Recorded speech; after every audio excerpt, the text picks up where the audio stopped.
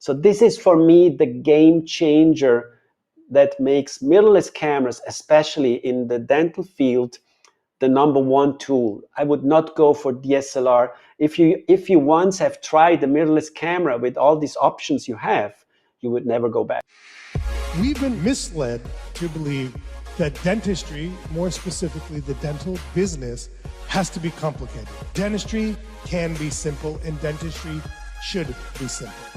Hello, everybody, and welcome to another episode of the Dentistry Made Simple podcast. I'm your host, and we're doing another expert interview this week. This week, I have Dr. Alessandro Devigus from Switzerland on, and if you don't know him, that means you're not following him on social media, and he is an expert in digital photography and videography for dentistry. So we're going to dive in a little bit deeper. Alessandro, how are you doing today, my friend? Well, I'm great. Just now enjoying the break, talking to you. I did, like I'm saying also on social media, we created a lot of happy smiles. And now I'm happy talking to you about one of my favorite topics, that is photography. It's interesting that you still are talking about digital photography, because the digital thing is now, let's say, almost 30 years. I remember that I started back in 1999. I started earlier, but let's say the first digital SLR camera that I used in my dental office was the Nikon D1 back in 1999. So it's 25 years along the line that I'm using digital photography, let's say on a professional level in my dental office. We had a transition phase the first 3-4 years that I'm still was using my old slides, scanned them in, and then let's say 2003, 2004, we switched completely to what we call digital. Today it's photography. Yeah, we don't have to say digital anymore. You're absolutely correct on that. It's just photography. You know, it's very interesting. I bought my first digital camera in 1998. It was an Epson camera, and the highest resolution, I think it did 320 resolution at that point in time, and that camera was almost $800-900. I bought it in dental school, and people thought I was crazy. But I've always had this fascination for technology. But listen, let's start with this, okay?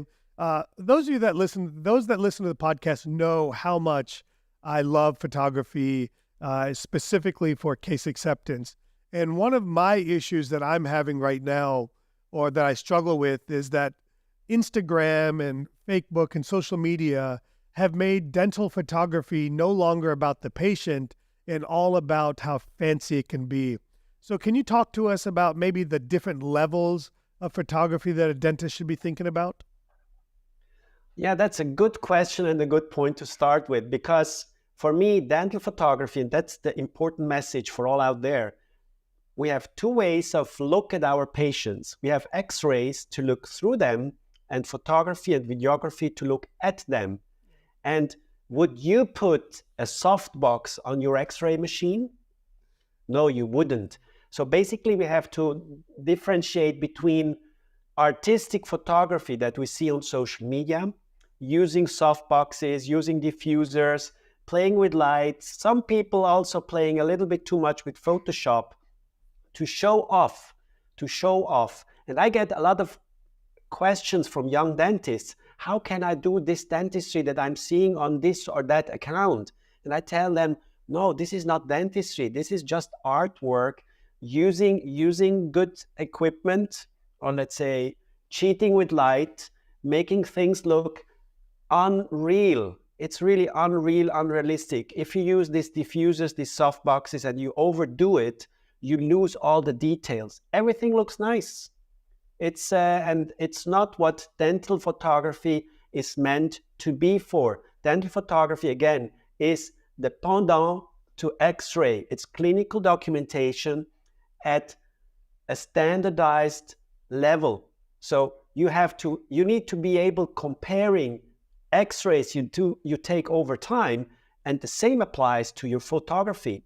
Photographs, initial photograph, between treatment, final result, should follow a sequence, the same aspect ratio, the same lighting, the same settings, the same white balance, so that you can compare it. And you can compare it the way it really looks and not how it might look. You know what I mean? So this is a misconception. And I always tell people, do your standard photography as you're doing your standard X-ray to follow up your cases, to learn about your mistakes. And then, if you have the time, shoot this fancy stuff to play around on social media, to impress your colleagues or whatever you want to do, or you can use it for marketing purposes. But coming back to the main goal, and this is what I always tell people, there is one article written in 1985 by Wolfgang Bengel. And for all out there who want that, I'm sharing this as much as I can, because if you read this article, you know what dental photography is all about.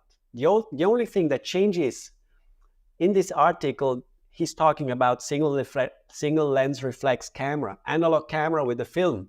But the macro lens, the flash, the retractors, the positions, what you have to capture to document the case, it's still the same for 40 years or even longer. Yeah. And this is for me the key message. Yeah. So I want to kind of I'm making comments I'm making notes as we're talking about this, and so I hate to use it this way, but at the highest, what I call fake level is what you're calling artistic photography. That's like all the fancy lights and all this stuff. You capture it in like super high shutter speed. You're capturing the water droplets and all these crazy things I'm seeing. Okay. Then there's clinical documentation. Now that's important to me because I want to document my work. And that's talking about, hey, I want to have a good quality camera with consistency, consistent lighting, consistent magnification, consistent spacing.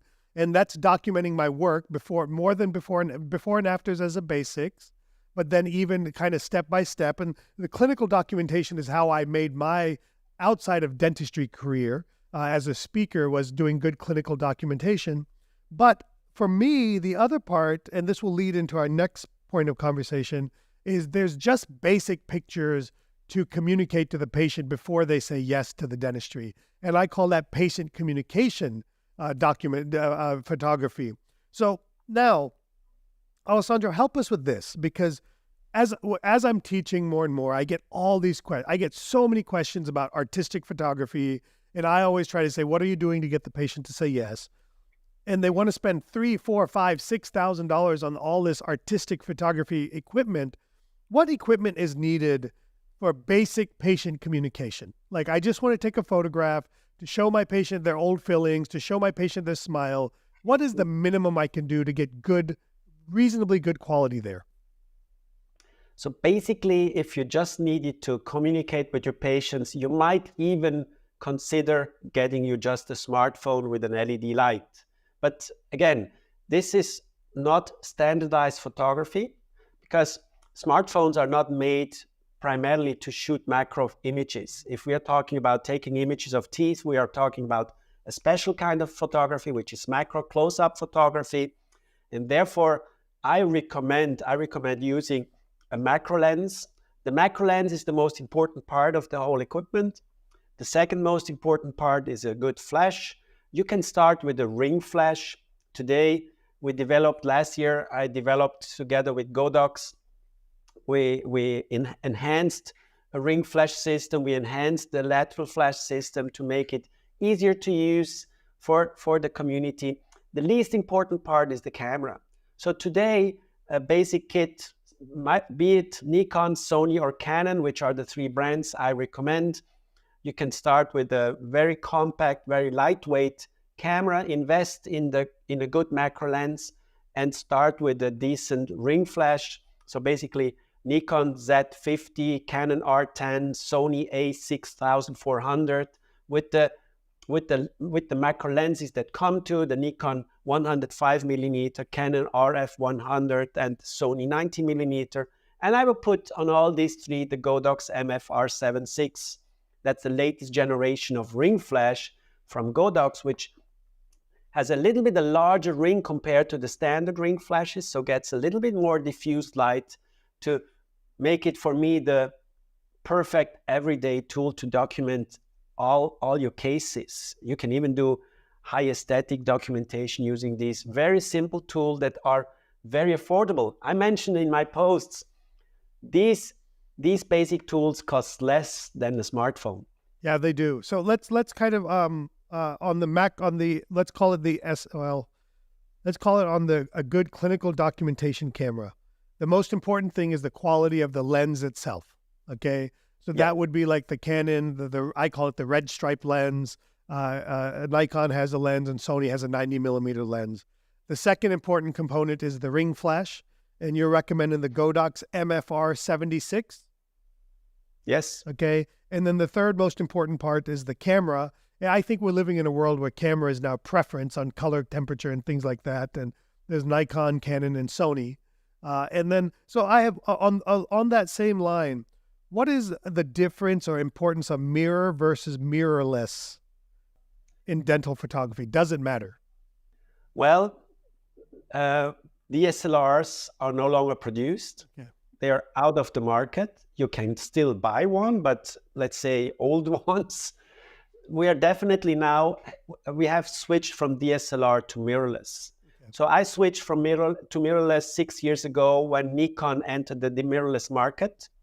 They made both cameras for a certain time, but now also switch completely to mirrorless because cameras are more compact. Cameras have a larger opening, offering more possibilities in development of higher quality lenses. The not having this optical viewfinder makes the cameras also cheaper. You have less mechanical parts. The technology advancements are there. So basically today, I'm not even talking about DSLR cameras anymore. I have in my presentation to show, let's say, the diagram, what is the difference between a DSLR and a mirrorless camera. But I would never buy a DSLR camera, not because it's not working anymore, but it's completely outdated. And I tell you what is the main reason to get your mirrorless camera is an option that is called focus peaking. Focus peaking means that you see in the viewfinder where your focus point or your sharpness level is. This is something that was developed in videography, that in the video cameras, you were like, it's highlighting with a special technical effect, it's highlighting edges, and you can color them. You can make them red, yellow, or white. In dentistry, I would select red because it's the best contrast on your teeth.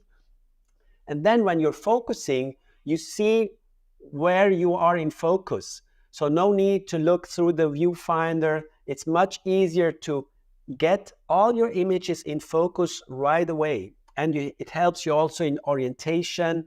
So this is for me the game changer that makes mirrorless cameras, especially in the dental field, the number one tool. I would not go for DSLR. If you once have tried the mirrorless camera with all these options you have, you would never go back. It's like in CAD/CAM dentistry. You know, if you get the latest intraoral scanner, you would not go back and use the one that is 10 years old. Like Alessandro, for those listening, Alessandro and I go so far back that we remember using powder and having to click our camera machine to take individual pictures for each image. It's almost unthinkable at this point. Alessandro, I would like to go backwards for a second, okay? If you don't mind. Let's talk about this smartphone camera for a moment, okay? And here's why I want to talk about this. When I teach, I want a dentist to have a camera in every operatory. And so for many dentists to buy this clinical setup in every operatory is mentally daunting for them. So if I were trying to outfit my hygienist, they already have all of our team members have a smartphone. So if I wanted to use my existing smartphone to take pretty good patient communication photographs, what things would I need for my smartphone to do this? There are two things. First thing is, if you have a smartphone that you use on your patients, you should not take this outside of your office for legal reasons. So this is something that often is underrated or overseen. That if you just bring your smartphone from home, you bring it in the office. I'm not talking about hygiene or anything, And then you click and shoot images of your patient saying, okay, I get 2 or 3 smartphones that are in our dental office only used for this communication photography. And then you just need an LED light. Basically, there are, I think now 40 or 50 systems on the market that offer like a side light, so you can mount your smartphone. It's like a smartphone holder with a left and right lateral illumination that gets the light into the patient mouth and gives you some, let's say, decent illumination, because smartphones are struggling with low light situations. So the best quality, if you shoot with a smartphone, the more light you have, the better your images are. Do you recommend any type of macro attachment or one of those little like clip-on lenses or anything like that? You can use this, but the problem is then you have to find like a standard. If you for some months use a clip-on, then you don't use it. So basically, most of the advanced smartphones offer 2 or 3 lenses, and from there go for the longest, so the so-called portrait lens, and use this lens, and this gives really decent results with less distortion. So the issue, or one problem I see with smartphone photography, is that using the wide-angle lens, going close to the patient, you get perspective distortion. Right. So that's why you need to use the longest lens you have. You can use macro adapter, but then you have it to use on all your smartphones. That you need to try to get consistent results with the 1, 2, or 3 smartphones you're using on your patients, that the pictures look at least almost the same. But the most important part is good illumination, LED lights. There are tons of products out on the market. Any recommendations on a good quality? Well, the most expensive one for me is the one from Smilelight, Smilelight MDP2, which I think is the most advanced one, but also the most expensive one. And it's interesting that from this device, there are so many copies out there at half the price. Or at the end, I think the difference is not that big. Okay. Because LED lights have become much better. Also, the cheap LED lights have now, we called it the CRI index. Right. So how good is the reproduction of the light of these LED lights? And today, even the cheapest LED lights offer a very decent light quality. The reason I brought all of this up is I believe these smartphones with the right attachment can help get offices started to see the value of photography in the hygiene department. And then they can easily justify spending the $2,000-3,000 on a true mirrorless lens and ring flash setup. But I'm just trying to get people started. And so that to me is the number one step. So, well, that's absolutely. I always tell people better shoot images with whatever camera you have than not shooting images. Yeah. So that's kind of my conversation on photography. I have some other conversations I'd like to have with you. And so if you don't mind, how do you transition from, so Alessandro, tell us the business that you're on Instagram. What is your channel called there? So my channel is dentist.camera. And it's interesting, the story behind that. I organized a dental photography conference back in 2019 in Seville, in Spain. So we had around 100 people from around the globe joining us and sharing their passion and love for dental photography. We had a great time, and we decided, okay, 2020, we will redo this in Budapest. That's a beautiful city in Hungary. And you know what happened, Corona. And so our plans, we had to postpone once, postpone twice. And at the end, we lost a little bit the momentum of all that. But at the same time, it started to promote this dental photography conference. And it ended up sharing my passion of photography. Now also a little bit more also my passion on videography with the global community. And as a side business, or let's say as a side development, I started also my other project called Dental TV. Dental TV, basically, with the idea in mind, everything you never learned at dental school. Yeah. And if you think, there's a lot. So it started also there from photo, video. social media, marketing, communication, well-being. Basically, there's a ton of things that we don't get really taught on dental school. It was interesting. I had this conversation with Markus Platz from Penn University, and I was telling him, Markus, why you are shooting nice pictures, you're lecturing all over the world. Why are you not teaching your students how to take good pictures? So dental photography is something that is not taught at dental school. And for me, this is like an X-ray course. You should have a photography course. Yeah, I always say that because today communication, self-evaluation, treatment planning, all these are not possible if you don't use images. I always say that the most important technology I've ever added to my career was dental photography. More important than CAD CAM, more important than CBCT, more important than sedation, more important than anything you can name for the reasons that you just mentioned.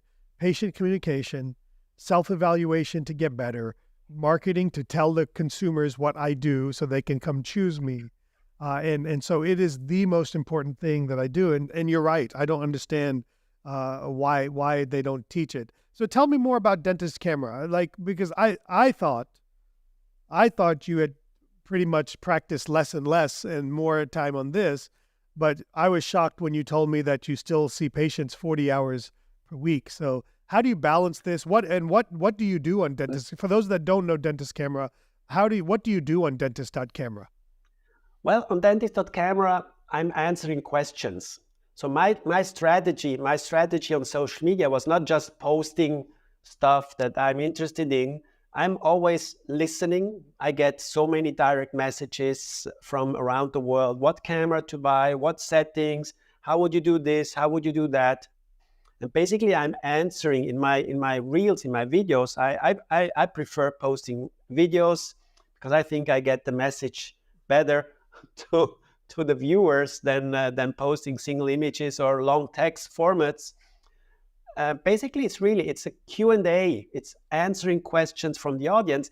And then from time to time, you start repurposing or reposting the same information, because sometimes people ask me a question and then I tell them, well, but I posted this 2 months ago. Because the attention span is so short.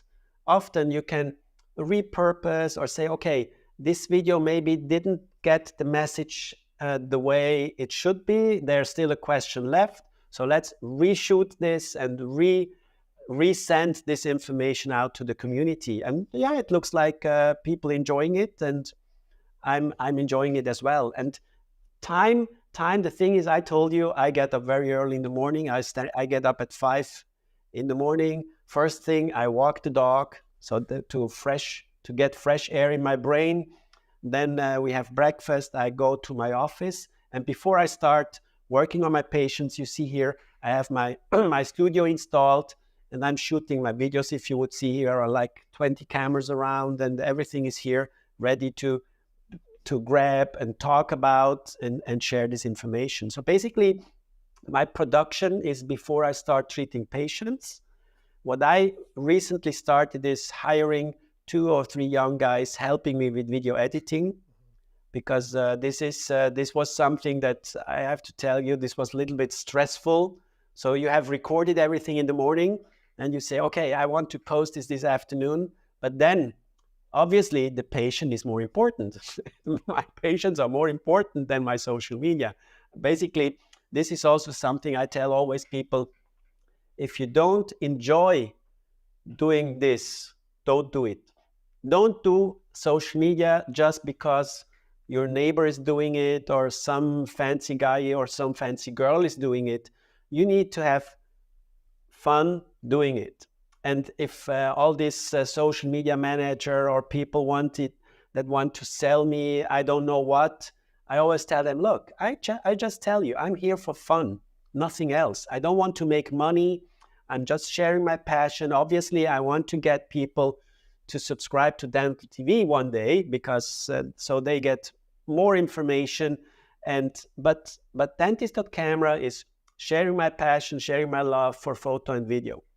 The reason I bring this up is one of the things I'm trying to get my listeners and those that are in our coaching mastermind is, without even telling you, you answered exactly the way I wanted you to answer it, okay? Now, the difference is your customer is other dentists or dental professionals on dentist.camera. What I'm trying to get dentists to understand is their customer is their public consumer. And nothing gets better social media views and drives business to a practice than answering common questions. And people often wonder, what questions do I answer? Do I answer the same questions over and over again? How do I do the editing? And you just answered all of those questions. Number one, people ask common questions all the time in your practice. Your patients are asking you, how much does this cost? Does this hurt? What do I have to have my tooth taken out? And these are the topics for these 2-3, and I assume you're talking about 60-second, 2-minute videos, correct? Yes. Yeah, so these are the topics for your 60-second, 2-minute, 3-minute videos, okay? And then you answer the question that, yes, they asked the same question, but if somebody asked the same question, that means there's something you didn't answer the first time go around, so then you redo that one video. And then the big challenge is the video editing, and we live in a world today where, you know, you're at a stage where you've hired people, maybe they're remote workers, maybe they're local workers, but we live in a world now where, for example, my podcast is edited by some wonderful lady in the Philippines, you know, and so we live in a world where you can get all of this done that you don't feel the pressure yourself to do this. And I just begging dentists, especially dentists in the middle of their career, to make time to utilize social media as a business tool and not a personal tool. And you talked about that as well. So that's pretty amazing. Yeah, absolutely. Absolutely. And one thing you mentioned, it's important that you learn to show up yourself. So I see that one of the biggest issue in the dental community, and not only the dental community, is lack of communication skills. Communication is talking to your patients, talking to your team, but also talking to the outside world. And this needs training. That's why I started recording myself every morning. 3 years ago, I had several coaching sessions because I always thought, oh, I never want to go in front of a camera because I look awful. I don't know how to smile. I don't know how to speak. Or maybe somebody's seeing that I have some bristles or whatever, that my skin is not looking good or my hair are not looking, you know what I mean? So, but you have to overcome all this, and it's all about training and then getting the self-confidence to speak into the camera. And I always say, my camera is my friend. I talk to the camera, and this is important. For example, on a website, I tell people on your office website, there should be a video of yourself talking to your patients.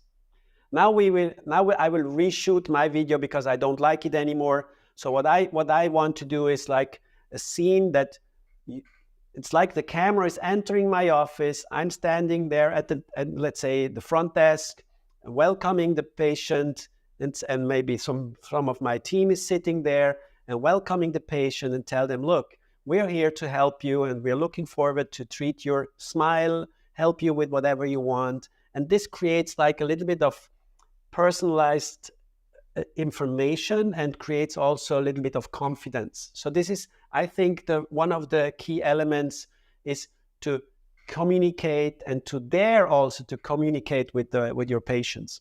That's so amazing. Alessandro, it's been too long since we've seen each other. Thank you so much for coming on. Obviously, people can find you on dentist.camera and dental TV on social media. You will not know what kind of pizza he ate last night. You will only know what kind of professional work he is doing, which I love personally. That's a big lesson for me in my life, is to focus on my professional career in social media and leave my personal life to my personal life. Any last words of wisdom or anything you'd like to share with our audience today? Well, I mentioned this. Look, I did so many interviews with people around the world during the pandemic, with dentists, with photographers, with business owners.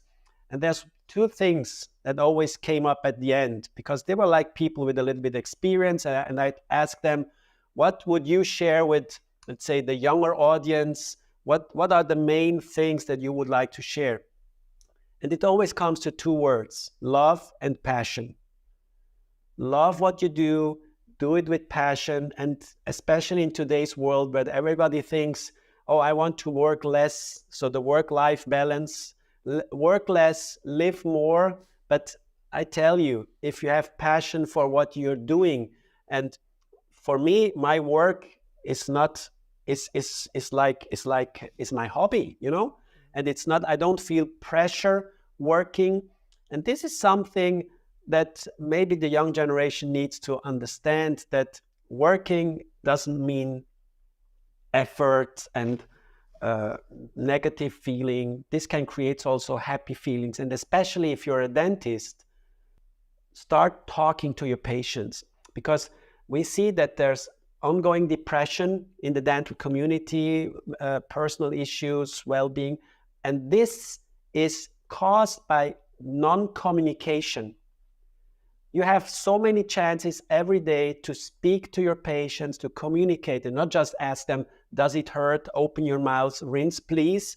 But start talking to your patients, start talking also to your team, ask them what they did on the weekend without going into details. But try to be in your dental office as you would be among friends.